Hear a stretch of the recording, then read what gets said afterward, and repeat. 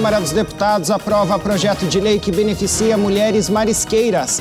NASA faz transmissão ao vivo da primeira caminhada espacial feita inteiramente por mulheres. Além do apelo histórico, o ato serviu para fazer reparos externos na Estação Espacial Internacional. Catalunha, na Espanha, amanhece com novos protestos dos independentistas nesta sexta-feira. Outubro Rosa, veja nesta edição oficinas oferecidas pelo Instituto Peito Aberto no litoral do Paraná. Entre as atividades estão exercícios e a confecção de perucas.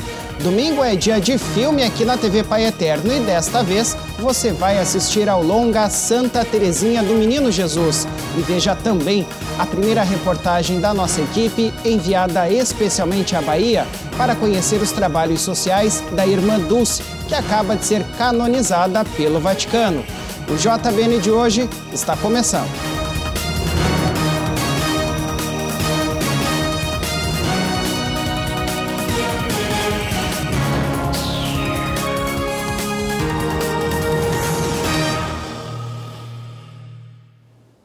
Olá, uma ótima noite para você. Hoje é sexta-feira, dia 18 de outubro de 2019. Muito obrigado a você que nos acompanha de norte a sul do país. O plenário da Câmara dos Deputados acaba de aprovar um projeto de lei que define as responsabilidades do poder público no apoio ao desenvolvimento das atividades exercidas por mulheres marisqueiras. O texto segue agora para a sanção do presidente Jair Bolsonaro. Está aberta a sessão. Sob a proteção de Deus, em nome do povo brasileiro, iniciamos os nossos trabalhos.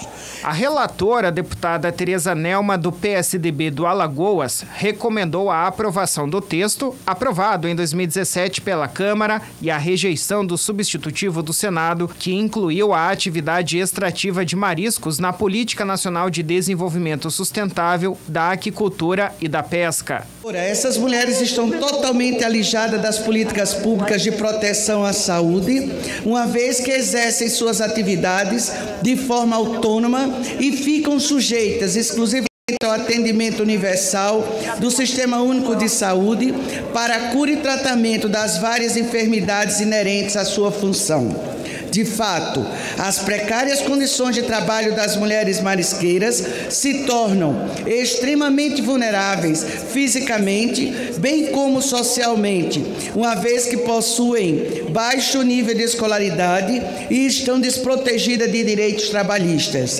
A implantação da política proposta no projeto é um primeiro passo para tornar essas trabalhadoras socialmente, economicamente menos expostas. Segundo ela, o texto do Senado faz apenas uma alteração inócua na atual legislação, já que mariscos já são considerados recursos pesqueiros. Assim, conforme o texto aprovado pela Câmara, será considerada marisqueira, para efeitos da futura lei, a mulher que realiza artesanalmente essa atividade em manguezais de maneira contínua, de forma autônoma e em regime de economia familiar, para o sustento próprio ou então a comercialização de parte da produção. Caberá ainda ao poder público estimular a criação de cooperativas ou associações de marisqueiras a fim de estimular o desenvolvimento da atividade. Na hipótese de desastres ambientais, o poder público deverá priorizar as indenizações das marisqueiras que ficaram impossibilitadas de exercer a atividade. A NASA transmitiu hoje pela manhã, ao vivo, a primeira caminhada espacial inteiramente feminina. As astronautas Christina Koch e Jessica Meir foram as duas mulheres que se aventuraram do lado de fora da Estação Espacial Internacional hoje. Este foi o primeiro voo espacial para as duas mulheres, que foram selecionadas como candidatas a astronauta em 2013, como parte da primeira turma, da qual 50% eram mulheres. Além da importância histórica, a missão teve como objetivo substituir equipamentos defeituosos no exterior da estação. As astronautas substituíram, por exemplo, uma unidade de carga e descarga de bateria que estava com defeito desde a sua instalação, ocorrida no dia 11 de outubro. O administrador da NASA, Jim Bridenstine, afirmou que a agência se prepara agora para enviar a primeira mulher em uma missão com homens à Lua em 2024. A caminhada espacial de hoje, que também pode ser encarada como voo, foi a de número 221, com a finalidade de manutenção e atualização do sistema, e a 8ª fora da estação somente este ano. Esta foi a 4ª caminhada espacial da astronauta Christina Koch. Já para Jessica Meir, foi a primeira vez. Segundo a NASA, Meir foi a 15ª mulher a caminhar no espaço e a 14ª mulher dos Estados Unidos a promover o feito. As mulheres realizam caminhadas espaciais desde 1984, quando a cosmonauta russa Svetlana Savitskaya fez uma caminhada espacial em julho. Antes da caminhada de hoje, a última foi realizada no início deste mês pela astronauta da NASA, Catherine Sullivan. E olha, ontem a NASA apresentou os novos trajes espaciais para a próxima missão na Lua. Eles são mais flexíveis, com menos rigidez, portanto, para possibilitar aí os movimentos dos astronautas com mais facilidade. Os trajes que os astronautas americanos usarão para caminhar na Lua nos próximos anos, como parte do programa Artemis, foram apresentados ontem pela Agência Espacial Norte-Americana, a NASA. Esses modelos são protótipos e ainda não foram testados no espaço e cujo design ainda deve ser terminado e aprovado. O regresso à Lua está previsto oficialmente para 2024 com a missão Artemis 3, embora este cronograma ainda seja incerto devido a atrasos e problemas de ordem financeira. Os trajes só devem ficar prontos em 2023. Na frente de uma enorme bandeira americana na sede da Agência Espacial dos Estados Unidos em Washington, os engenheiros vestiram os trajes para mostrá-los à imprensa. As roupas anteriores que foram usadas para caminhar na Lua nas missões Apollo em 1969 e 1972 fornecem oxigênio aos astronautas, reciclam o ar, regulam a temperatura e os protegem contra a radiação. Os engenheiros da NASA estiveram trabalhando durante anos em uma versão melhorada, especialmente para a eliminação de dióxido de carbono. O resultado foram 2 tipos de trajes, um para caminhar na Lua, branco com bandeiras azuis e vermelhas, e outro para o trajeto entre a Terra e a Lua, mais leve e na cor laranja. Jim Bridenstine, chefe da NASA, pediu aos jornalistas presentes para que se lembrem que durante os anos da Apollo, Neil Armstrong e Buzz Aldrin pulavam como coelhos no solo lunar e que agora será possível caminhar. Entre os movimentos possíveis, segundo a engenheira da NASA, Christine Davis, está a levantar os braços acima da cabeça, o que não era possível com os trajes Apollo, assim como agachar para pegar rochas lunares sem se arriscar a perder o equilíbrio e cair. Outra inovação importante é que o novo traje foi desenhado para se adaptar a todos os tamanhos, tanto para homens quanto para mulheres. Bacana, né? Olha, a Brigada Militar do Rio Grande do Sul anunciou esta semana a criação de 8 novas patrulhas Maria da Penha. Este é um reforço importante para o projeto criado em 2012 para prevenir e combater a violência contra a mulher. Com as novas patrulhas, todos os 18 municípios que integram o programa Rio Grande do Sul Seguro passam a contar com o serviço que já atende 40 cidades gaúchas.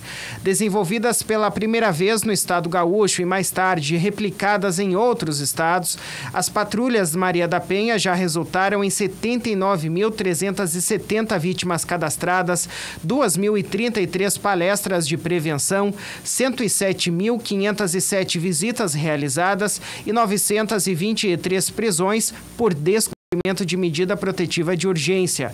Esses números são equivalentes somente ao estado do Rio Grande. A coordenadora estadual das patrulhas Maria da Penha, Major Karine Soares Brum, explica que as equipes prestam acompanhamento por meio de visitas periódicas às vítimas de violência doméstica e familiar com medida protetiva de urgência deferida pelo Poder Judiciário. O trabalho ele é de fiscalização, se os agressores estão respeitando aquelas ordens exaradas pelos juízes, e para isso isso, esses policiais são preparados, né, num treinamento árduo de 30 horas, para que eles saibam como ouvir a vítima, como detectar na fala dela alguma situação de risco e poder reportar ao judiciário e a outros órgãos da rede de proteção qual é a situação real dessas mulheres. O nome das patrulhas é uma alusão à Lei 11.340 de 2006, popularmente conhecida como Lei Maria da Penha, que tornou mais rigorosa a punição para os agressores. O nome das patrulhas é uma alusão à Lei 11.340 de 2006, popularmente conhecida como Lei Maria da Penha, que tornou mais rigorosa a punição para os agressores, principalmente quando a violência ocorre no âmbito doméstico e familiar. Foi o que ocorreu com quem dá nome à lei, a cearense Maria da Penha Maia Fernandes, que em 1983 ficou paraplégica após sofrer 2 tentativas de homicídio pelo próprio marido. É muito emocionante, né? E assim a gente sente que os homens estão do nosso lado também, que a questão da violência contra a mulher tem acontecido por homens que, graças a Deus, são a minoria, né? Que a maioria está envolvida, gostam da lei, né? E sabem que a lei é importante para uma sociedade saudável, né? Então, assim, e quando a gente sente a patrulha que predomina homens, né? É muito importante, a gente se sente muito mais segura e feliz de estar trabalhando com esses homens comprometidos com essa causa. Esta semana, Maria da Penha, ativista símbolo do combate à violência contra a mulher no país, foi a Porto Alegre como convidada de honra do 3º Seminário Estadual das Patrulhas Maria da Penha, organizado pela Adjuntoria de Polícia Comunitária da Brigada Militar do Estado. Veja depois do intervalo. O Instituto, que trabalha com prevenção e conscientização do câncer de mama, oferece oficinas que trabalham a autoestima. Nós já voltamos.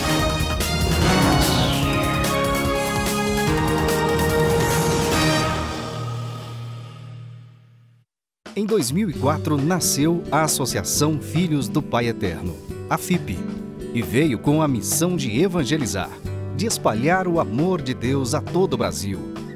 Nasceu a partir do Santuário Basílica de Trindade para reunir, formar uma grande família de devotos do Divino Pai Eterno. E vive para trabalhar pelo próximo, para a vivência da fé, para mudar a vida das pessoas, se renovando no compromisso de cada um e na prática cristã. E tudo só acontece pelo seu apoio, pela sua doação. Faça parte desta família de amor. Associação Filhos do Pai Eterno. 62 3506 9800.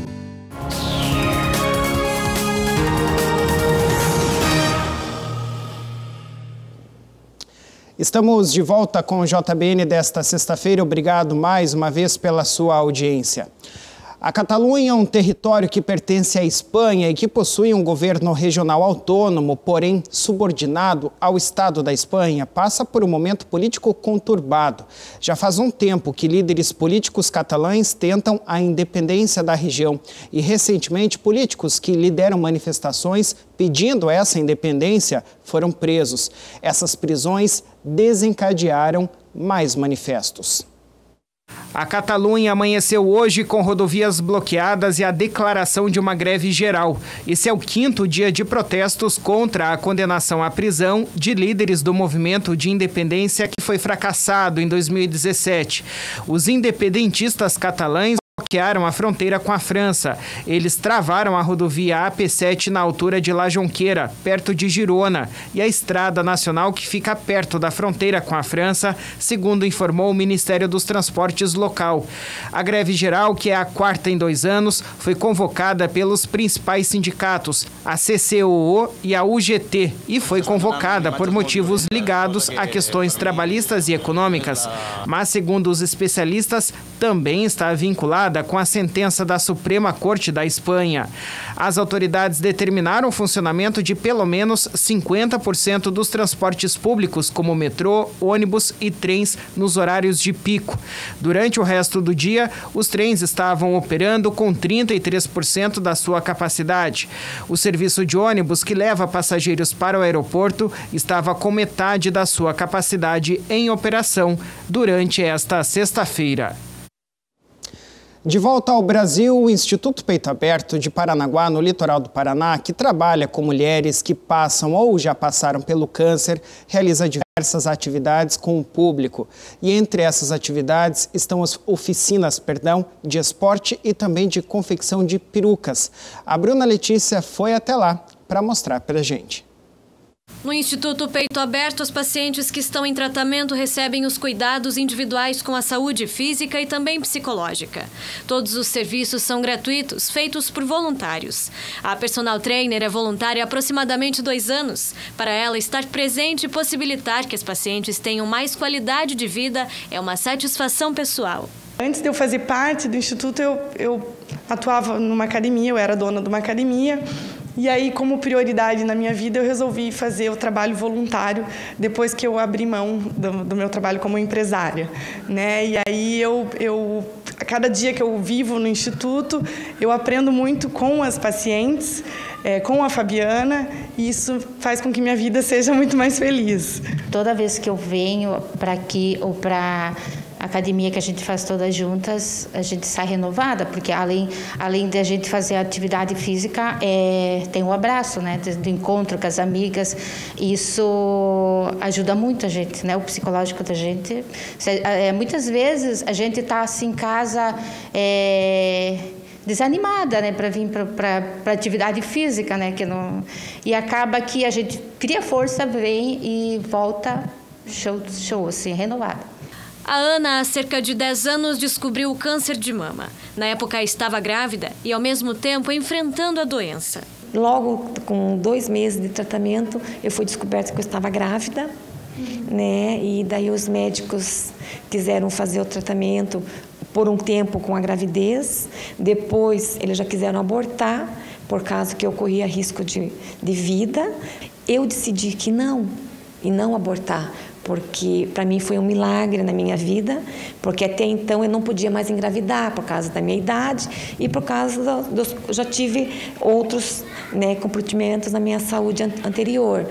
Ela participa do Instituto desde o início da fundação em 2014. Comecei a vir nas palestras, a gente começou a vir, começamos a tratar, daí começou a vir ela nos conhecer as meninas, né? Começamos a fazer o tratamento, começamos a ter a psicóloga, as aulas, as fisioterapia, e isso então foi nos ajudando a cada dia mais. Hoje, quase 80 pacientes usufruem dos serviços disponibilizados pelo Instituto e mais de 180 pacientes já passaram pelo espaço. O serviço voluntariado é fundamental para a continuidade do trabalho do Instituto. Na oficina de perucas, mãe e filha tentam devolver a autoestima daquelas que passaram pelas sessões de quimioterapia e tiveram a queda dos cabelos. A Célia também já se curou da doença e frequentava o Instituto como paciente, hoje como voluntária ao lado da filha. Eu comecei de costura primeiro, porque eu sou costureira e a minha filha, que tá eu digo que ela é minha anja, é também costureira. Depois eles resolveram ter esse curso em São Paulo, eu fui junto com ela, sempre nós estamos juntas, sempre. Depois agora eu acho assim que é gratificante. Hoje ainda veio uma paciente aí que eu estava conhecendo pelo WhatsApp e ela queria falar comigo. Quem é a Célia? Quem é a Célia? Então, né, você tem a tua história, não que sejam iguais, uma não serve para outra, mas você tem a história de superação. Para mim é muito gratificante, né? Porque quando minha mãe teve câncer, não existia o Instituto, né? Então, assim, há 7 anos atrás eu não tinha esse conhecimento. E hoje, com o Instituto, dando esse suporte, né, para as pessoas que estão passando por tratamento, para mim é muito gratificante, muito feliz eu fico. Atualmente, 11 voluntárias participam aqui da confecção das perucas. Trabalham uma vez na semana, em média 4 horas no dia. Resultado é que dá para produzir quase 20 perucas no mês. Todos os dias tem cabelos doados chegando. Tem o processo de seleção de cabelo, onde são separados por tonalidades e comprimento. Para cada peruca, são necessários de 3 a 4 cortes de cabelo. E tudo é feito manualmente. Um trabalho que requer paciência, tato e o ingrediente principal, muito amor. Sempre fui voluntária a vida toda, em diversos setores da vida humana, na verdade. E isso me gratifica muito, porque eu sei que eu estou fazendo alguma coisa que vai deixar alguém mais feliz. Né? Num momento assim que a pessoa está debilitada, está triste com o ocorrido, né? Então é isso, a gente está aqui no mundo para colaborar com o próximo, né? Então esse é o meu foco.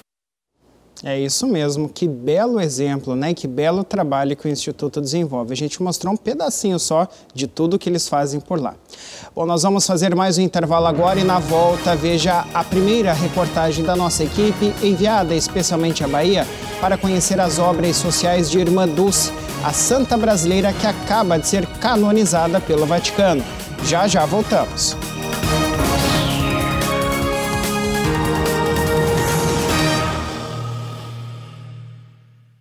Em 2004, nasceu a Associação Filhos do Pai Eterno, a FIP, e veio com a missão de evangelizar, de espalhar o amor de Deus a todo o Brasil.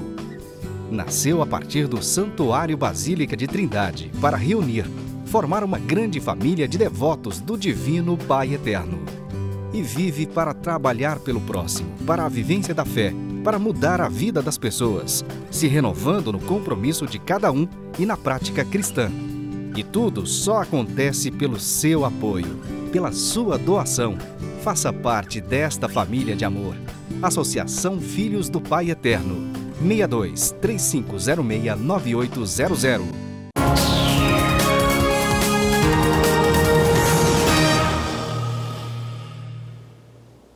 Estamos de volta, este é o seu JBN de sexta-feira. Obrigado pela sua audiência. A partir de hoje, você começa a acompanhar aqui no Jornal Boa Notícia uma série de reportagens especiais que mostram as obras realizadas pela Santa Dulce dos Pobres, canonizada pelo Vaticano no último domingo. O Santuário de Irmã Dulce, na Bahia, foi erguido com a ajuda dos fiéis. O local hoje se tornou o ponto de encontro daqueles que buscam acolhida de fé e suporte espiritual por meio da santa. Veja na reportagem da nossa equipe enviada especialmente a Salvador. Sempre de portas abertas para acolher e dar suporte espiritual a quem mais necessita, o Santuário de Santa Dulce dos Pobres, também conhecido como a Igreja da Imaculada Conceição da Mãe de Deus, está em funcionamento desde 2003 e foi erguido graças à ajuda de fiéis e das doações. Esse santuário tem a importância porque é muito à frente do seu tempo, naquela realidade em que os operários viviam seu espaço lúdico, sem uma valorização, os seus familiares. Irmã Dulce, juntamente com o Frei Delbrando, franciscano, resolve aí construir aqui na Cidade Baixa, na Península de Itapajipe, nessa península um tanto que esquecida, resolve construir para os operários, os trabalhadores das fábricas aqui dessa península da Cidade Baixa, esse grande teatro, um cinema, um cine-teatro, é o chamado Círculo Operário. E eu costumo dizer que aqui é a primeira igreja, o primeiro cinema que se transforma em igreja. Hoje a gente tem muitas realidades de igrejas se transformando em espaço cultural, né? Em alguns países a gente sabe bem. E aqui é o contrário. O lugar de espaço de lazer, o cinema, o teatro se transforma em igreja. Então aí, após o processo de beatificação, as obras sociais achou por bem transformar esse espaço através de uma reforma, fazendo aqui a Casa da Imaculada Conceição da Mãe de Deus, o santuário arquidiocesano, onde abrigaria as relíquias da futura beata. O santuário está localizado em Salvador, ao lado da sede das Obras Sociais Irmã Dulce, no Largo de Roma, e tem capacidade para mais de 1.000 pessoas sentadas. A igreja começou a ser erguida em 2002, a partir da Campanha do Tijolo, no mesmo local onde na década de 40, Irmã Dulce havia construído o Círculo Operário da Bahia e o Cine em Roma. Aqui nesse espaço ele encontra além dos sacramentos, porque é o santuário, e o que marca a vida do santuário é o sacramento da penitência, que aqui é oferecido, as santas missas, o acolhimento. Ele encontra também a Capela das Relíquias, o espaço do memorial, Capela das Relíquias, o velário. E assim diríamos que o coração deste santuário é onde está a Capela das Relíquias, as relíquias de Santa Dulce dos Pobres. Frei Giovanni Messias ressalta a mensagem de santidade que a Irmã Dulce deixa a todos os fiéis que desejam alcançar na vida a meta do serviço e da caridade. A mensagem que a Irmã Dulce deixa é a mensagem que encantou o jovem Francisco de Assis, é a mensagem sobretudo de paz e bem, do cuidado para com os pobres, do perceber no outro o irmão, a presença de Cristo, a presença do Senhor que se faz presente nos pobres. Ela sempre nos lembra. E nos lembra que a gente deve fazer o óbvio. Qual é o óbvio? Amar, porque o Senhor nos pede no Evangelho: amai-vos uns aos outros como eu vos amei. É no santuário que estão depositadas as relíquias do Anjo Bom da Bahia, em uma capela especial. Uma sala circular com pé direito triplo, tendo ao centro o túmulo que guarda os restos mortais da Mãe dos Pobres. É nesse lugar sagrado que encontramos a Irmã Olívia, religiosa que conviveu e cuidou de Irmã Dulce, já bem debilitada pela enfermidade. Tive a graça de conviver com ela, de cuidar dela quando ela estava enferma, 1 ano e 6 meses no UTI. E para mim foi uma graça muito grande de Deus ter me dado essa graça de ter cuidado da santa, né? Porque eu já sentia que ela era uma pessoa diferente. Mas agora eu estou vendo que é a santidade dela mesmo, a multidão de gente que está correndo atrás dela. Então eu só tenho que agradecer a Deus por esse presente, essa graça dele ter dado essa santa brasileira, a primeira santa brasileira e a primeira santa da congregação. Irmã Olívia lembra da feliz convivência com Santa Dulce dos Pobres e manifesta a sua gratidão por ter convivido com a Santa Baiana. Era uma pessoa muito alegre, muito simples, muito assim, serviçal, sempre estava trabalhando dia e noite, não tinha hora para ela, só para o próximo. Local de devoção e fé, a Capela das Relíquias foi aberta no dia 9 de junho de 2010, quando o corpo da então venerável Dulce foi transladado da Capela Santo Antônio, localizada no memorial, para sua nova morada. A transferência foi feita após a exumação do corpo da religiosa. Neste ano de 2019, o espaço ganhou uma imagem da santa acima do túmulo onde repousam suas relíquias. Que bacana a gente conhecer um pouco mais, né, sobre a história da primeira santa oficial brasileira. E Padre Wellington ali como repórter, né, fazendo aí a primeira reportagem dele, ele que é apresentador também do programa Pai Eterno aqui na nossa emissora. A nossa equipe continua por lá, na Bahia, em Salvador, durante todo o final de semana, produzindo reportagens que a gente vai trazer ao ar, então, a partir da próxima segunda-feira, daí todas essas matérias, mostrando um pouco mais do trabalho da Irmã Dulce, a Santa dos Pobres, canonizada no último domingo no Vaticano pelo Papa Francisco. Bom, agora nós vamos às notícias do Papa, né? E do Sínodo para a Amazônia também, direto lá do Vaticano, com o Silvanei José. Alô, amigos da TV Pai Eterno em todo o Brasil. Direito dos indígenas, evangelização e inculturação estiveram ontem no centro da coletiva sobre o Sínodo, na sala de imprensa da Santa Sé. Entre os participantes na coletiva, 3 testemunhos provenientes do Brasil. O procurador da República e especialista em direitos dos povos indígenas, o brasileiro Felício de Araújo Ponte Júnior, focou a atenção na coletiva sobre a defesa dos direitos das populações da Amazônia e também dos descendentes dos afro-americanos. Muitas vezes esses povos entram em conflito com o modelo de desenvolvimento imperante, explicou ele, chamando a atenção também para o aumento da atividade pecuária e de monoculturas, evidenciando que o homem não tem o direito de eliminar os ecossistemas em nome do progresso. Foi também muito forte a experiência do salesiano padre Justino Sarmento Rezende, brasileiro, originário do povo Tiuca, especialista em espiritualidade indígena e pastoral enculturada. Sua vocação nasceu graças aos missionários que ensinavam catecismo a seus avós. Nasceu também do desejo de poder transmitir a fé em sua língua materna, a partir do momento em que a Igreja entendeu que os indígenas evangelizados poderiam, por sua vez, tornar-se evangelizadores. Sacerdote há 25 anos, em sua fala, ressaltou a gratidão aos missionários por terem levado o Evangelho, junto com o desejo que se conheçam as culturas indígenas. Trata-se de levar adiante, com paciência, o diálogo conhecendo a vida daqueles povos. Também o arcebispo de Porto Velho, Dom Roque Palosca, evidenciou os direitos das populações indígenas que sofreram discriminações, referindo-se também ao problema das terras tradicionais.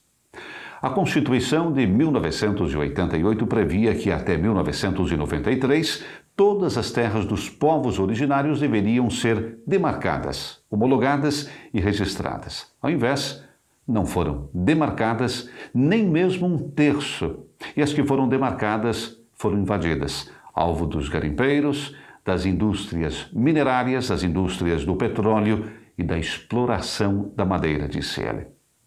Em sua fala, Dom Palosca ressaltou em particular que não se faz a enculturação com proselitismo, mas com testemunho. Não se trata de impor uma cultura do alto, de eliminar a cultura dos outros, prosseguiu, mas de preservar as sementes presentes em toda cultura, porque nenhuma cultura é perfeita. E o anúncio do Evangelho é, de fato, um anúncio de vida nova. E todos precisamos tornar-nos uma pessoa nova no encontro com Cristo. Nesta sexta-feira, pausa nos trabalhos sinodais que retornam na próxima segunda-feira. Em um artigo inédito, o Papa Francisco fala da necessidade de pedir e dar perdão, ações possíveis somente no Espírito Santo para superar a atual crise ecológica. O texto do qual o jornal italiano Corriere della Sera publicou uma parte está contido no livro Nostra Madre Terra, uma leitura cristiana della sfida dell'ambiente, publicado pela Leve, que reúne os discursos do Papa sobre o cuidado da criação e será lançado em 24 de outubro, aqui na Itália e na França, com prefácio assinado pelo patriarca Bartolomeu I. Um dos grandes riscos de nosso tempo, escreve Francisco, diante da séria ameaça à vida no planeta causada pela crise ecológica, é o de esse fenômeno não ser lido como o aspecto de uma crise global, mas de nos limitarmos a procurar, embora necessárias e indispensáveis, soluções puramente ambientais. A cultura dominante, aquela que respiramos por meio das leituras, encontros, entendimentos, a mídia, baseia-se na posse das coisas, do sucesso, da visibilidade, do poder. Quem tem muito vale muito, é admirado, considerado e exerce alguma forma de poder, enquanto aqueles que têm pouco ou nada correm o risco de perder até mesmo o próprio rosto, porque desaparecem, tornam-se um daqueles invisíveis que povoam nossas cidades, uma daquelas pessoas das quais não nos damos conta ou com quem procuramos não entrar em contato. Seria belo se nos tornássemos capazes de pedir perdão aos pobres, aos excluídos. Então nos tornaríamos capazes de nos arrepender, sinceramente também, do mal feito à terra, ao mar, ao ar, aos animais. Escreve.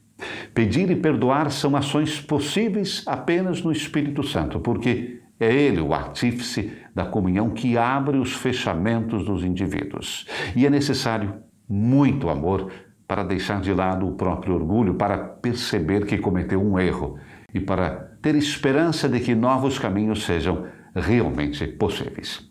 E o Papa se encontrou ainda ontem com um grupo de indígenas da Amazônia, um momento singular na tarde de ontem. De Roma, para a TV Pai Eterno, Silvonei José. Nós agradecemos mais uma participação do Silvonei. Olha, neste domingo a TV Pai Eterno vai mostrar o filme Santa Teresinha do Menino Jesus. E você vai conhecer agora uma associação de Goiânia que tem o trabalho inspirado na vida dessa santa.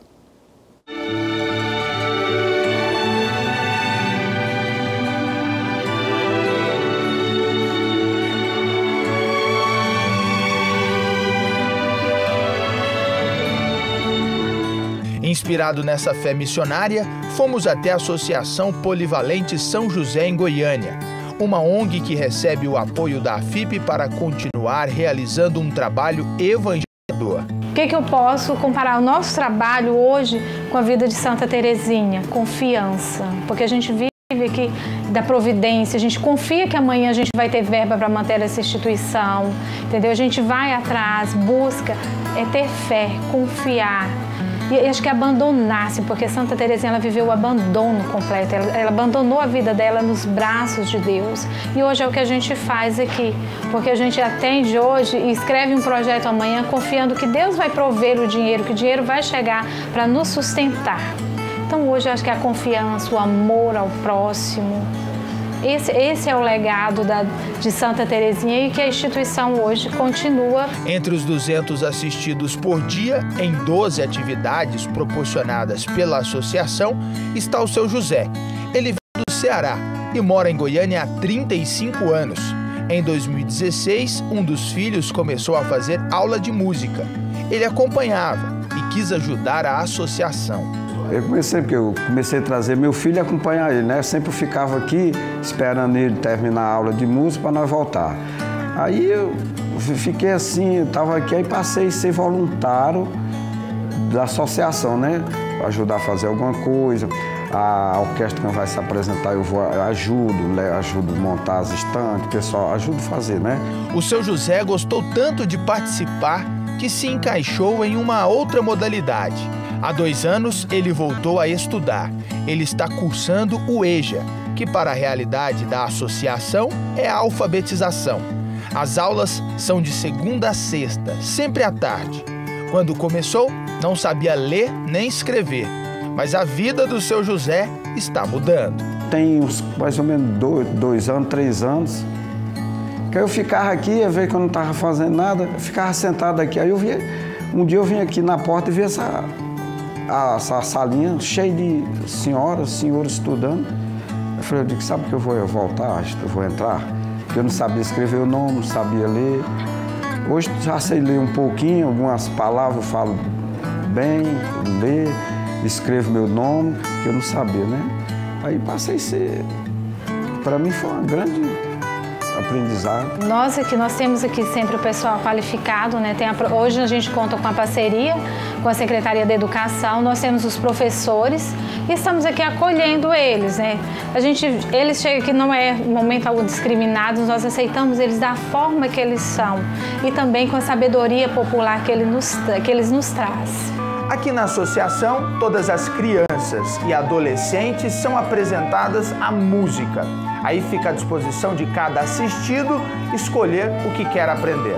A Bruna é irmã do Gabriel. Ela trabalha como voluntária desde 2014 e agora está se permitindo a conhecer um pouco mais sobre o violino. Aí eu já ajudava com as crianças, né? Eu sempre gostei de criança. E quando foi um certo dia eu vi que tinha aula de música e que os meninos tocavam. Aí eu perguntei ao professor de música se tinha até algum nível de idade para poder fazer aula de música, se era só criança que podia, né? Aí ele falou que era só criança a partir de idade até os 100 anos, né? Aí eu perguntei se algum dia eu podia fazer, né? Aí ele disse que sim, e foi onde eu peguei o embalo.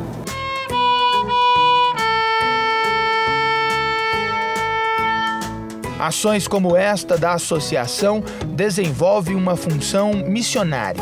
A padroeira das missões iria se sentir orgulhosa pelos frutos que estamos colhendo. A gente conta com pessoas que fazem oração pela instituição, com grupos que sempre são intercessores pelas causas. Esse ano, por exemplo, a gente participou do CMDCA, que é um edital. Então, quando a gente escreve um edital, primeiro a gente tem um grupo nosso que também é intercessor, que ora pelas causas da instituição, né? Pela vida financeira, pela sobrevivência da instituição. Então, a gente tem isso também.